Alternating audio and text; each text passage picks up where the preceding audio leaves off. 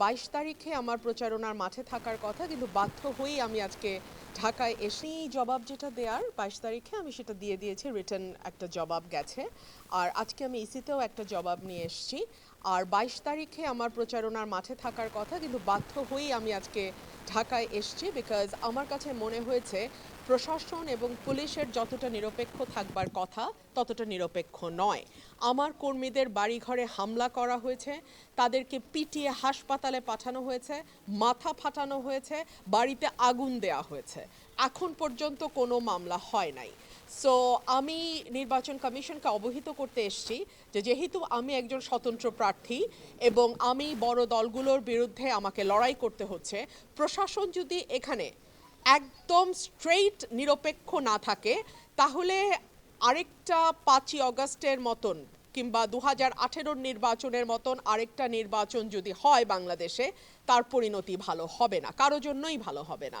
So এই বিষয়গুলো আমি আসলে কমিশনকে অবহিত করেছি। আজকে ইউরোপীয় ইউনিয়নের অবজারভারদের সাথে আমার বৈঠক আছে, আমি তাদেরকেও বিষয়গুলো অবহিত করব এবং আমি খুব স্পষ্ট ভাষায় বলে দিতে চাই, অন্তত বাংলাদেশের নির্বাচন নিয়ে কারচুপির খেলা কোনো রাজনৈতিক দল যেন করবার স্পর্ধা না দেখায়।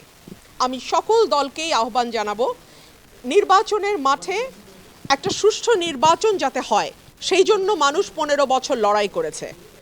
আমরা যেই দলেই ছিলাম আমরা আমাদের অবস্থান থেকে লড়াই করেছি। সো আরেকটা কারচুপির নির্বাচন, আরেকটা ম্যানিপুলেটেড ইলেকশন বাংলাদেশে আমরা হতে দেব না ইনশাল্লাহ। আমি ডেফিনেটলি নির্বাচনের মাঠে থাকব এবং আমি টাইম টু টাইম আমার মিডিয়ার যারা সহকর্মী আছেন, ভাই আছেন, আমি আপনাদেরকে অবহিত করব, আমি অবজারভারদেরকে অবহিত করব। অর্থাৎ আমি আসলে আমার হাতে যতটুকু মানে রিসোর্সেস আছে, উপায় আছে, আমি প্রত্যেকটা উপায় ব্যবহারের চেষ্টা করব, কারণ আমি একটা সহি এবং সুষ্ঠু নির্বাচন চাই।